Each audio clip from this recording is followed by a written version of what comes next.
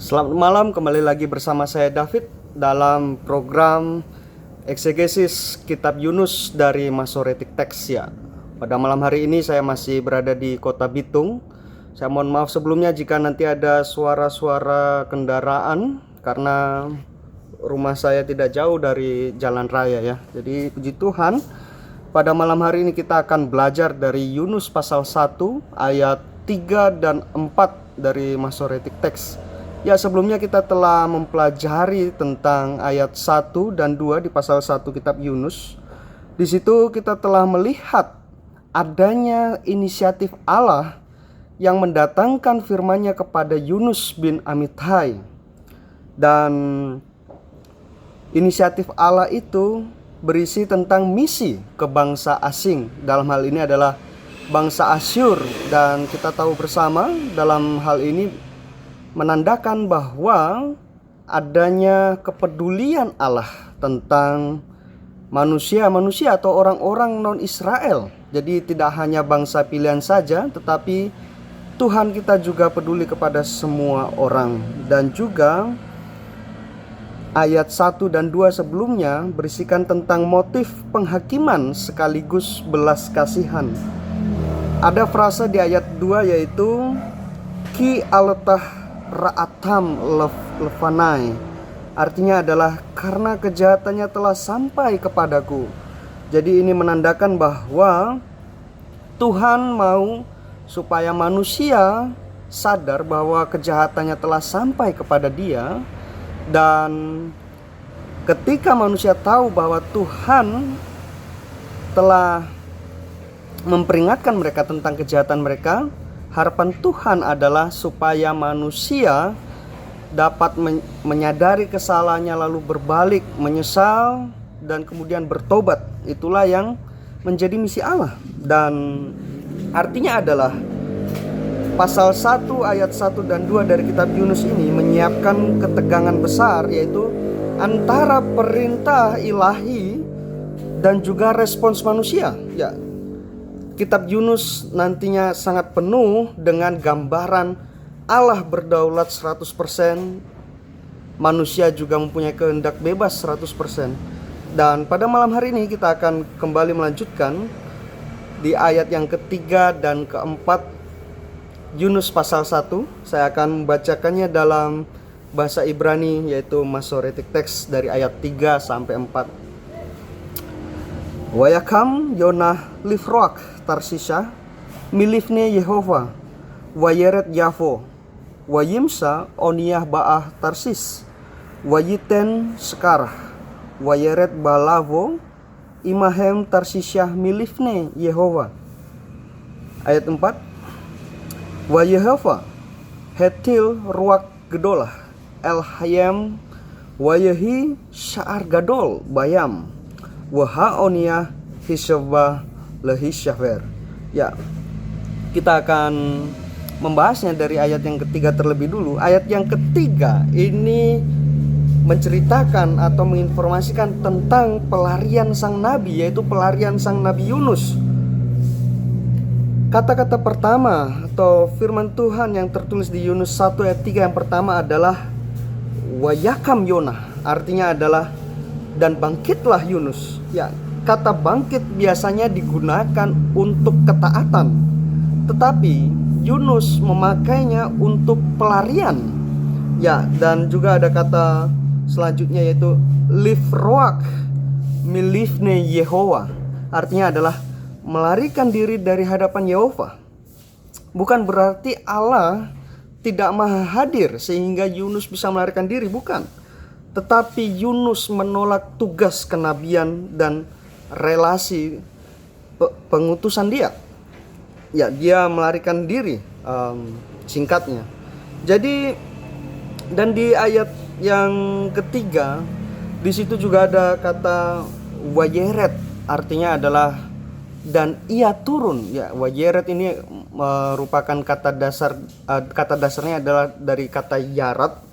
Jadi ini muncul dua kali di ayat ini, yaitu turun ke Yafo, lalu juga turun ke kapal. Di situ tadi ada tertulis ini ya, Wayeret Yafo dan juga wayeret bahlavo. Ini artinya adalah turun ke Yafo dan turun ke kapal. Dan kata yarat ini menjadi salah satu kata kunci dalam kitab Yunus nantinya, kata yarat atau kata turun ini. Ya, artinya apa saudara-saudari? Yaitu artinya ini menunjukkan penurunan rohani dan menjauh dari kehendak Allah. Ya, kata yarat di sini ini menyimbolkan bahwa adanya penurunan rohani dari Yunus dan sifat menjauh dari kehendak Allah. Dan juga disebutkan ada kata tujuan dari Yunus, yaitu adalah Tarsis. Tarsis di sini juga menyimbolkan sebagai anti Niniwe. Karena kenapa? Kita tahu bersama bahwa Niniwe adalah pusat kuasa Asyur dan itu letaknya di sebelah timur. Sedangkan Tarsis yaitu pada waktu itu ada di ujung dunia barat istilahnya. Mungkin saat ini Tarsis itu ada di Spanyol di zaman saat ini. Jadi Yunus memilih arah yang berlawanan secara geografis dan teologis, saudara-saudari. Itulah inti dari ayat yang ketiga, yaitu pelarian sang nabi, yaitu pelarian dari Yunus. Dia bangkit, dia wayakham, artinya dan dia bangkit, tetapi bukan bangkit untuk melakukan kehendak Tuhan, tetapi sebaliknya, yaitu untuk melarikan diri dari hadapan Tuhan. Ini adalah sungguh ironi, saudara-saudari. Lalu di ayat yang selanjutnya, di ayat yang keempat, yaitu tertuliskan bahwa di sini wa Yehovah hetil ruak gedolah el hayam, dan Tuhan mencampakkan angin besar di laut. Ya, ini sebuah intervensi dari Allah. Jadi ayat keempat ini kuncinya adalah tentang intervensi dari Allah terkait sikap Yunus. Wa Yehovah hetil, ya, artinya adalah dan Yehova melemparkan. Ya, kata kerja til biasa dipakai untuk melempar senjata, ya, atau di sini adalah badai sebagai alat ilahi, bukan kebetulan alam. Jadi saudara-saudari, ruak gedolah atau angin yang besar yang menimpa kapal Yunus dan lalu menimpa Yunus dan orang-orang di kapal itu bukanlah kejadian alam biasa, saudara-saudari, melainkan itu adalah sebuah alat yang dipakai oleh Tuhan berdasarkan kedaulatannya. Ini bukanlah soal kebetulan alam, bukan, tetapi ini adalah kedaulatan Tuhan. Artinya apa? Artinya adalah kedaulatan Allah atas alam. Ya, ruak gedola, lalu berikutnya ada saar gadol. Saar ini adalah badai besar. Jadi ada angin besar, lalu badai besar. Artinya apa? Artinya adalah alam tunduk pada kehendak Allah, sementara nabinya memberontak. Ya. Lalu kata selanjutnya yang cukup perlu diperhatikan juga adalah wahaoniyah kishafer. Maksudnya adalah wahaoniyah kishafah lehishafer. Artinya adalah kapal itu mengira akan pecah.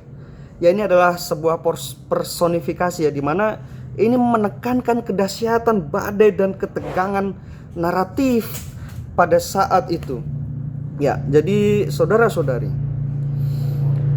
pesan teologis utama dari Yunus pasal 1 ayat 3 dan 4 yang kita bisa pelajari adalah nomor 1, panggilan Allah tidak bisa dihindari. Panggilan Allah tidak bisa dihindari. Nomor 2 adalah pelarian rohani selalu diikuti penurunan eksistensial. Yang ketiga adalah Allah berdaulat atas alam demi tujuan redemptif. Artinya tujuan redemptif adalah tujuan untuk menyelamatkan manusia. Dan yang keempat adalah badai bukan hukuman final, tetapi sarana koreksi. Ya, saudara-saudari, kita telah belajar tentang Yunus pasal 1 ayat 3 dan 4, di mana ayat 3 menceritakan tentang pemberontakan Nabi, sedangkan ayat keempat adalah intervensi Allah. Oh, saudara-saudari, di dalam dua ayat ini sudah terdapat dua kata kunci dari kitab Yunus, yaitu kata yang pertama adalah kata yarat, artinya turun.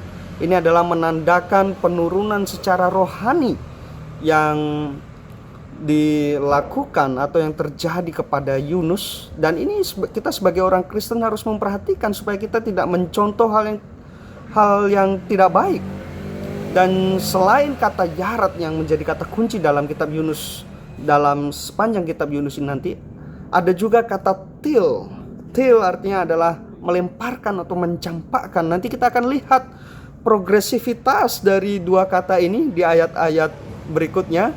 Untuk itu saya berharap kiranya perenungan dari eksegesis Yunus dari Masoretic Text ini bisa menjadi bahan bakar atau semangat saudara-saudari untuk menggali lebih dalam kebenaran firman Tuhan, khususnya dari kitab Yunus ya. Sekian video pada malam hari ini. Saya David, saya ucapkan salam Maranatha.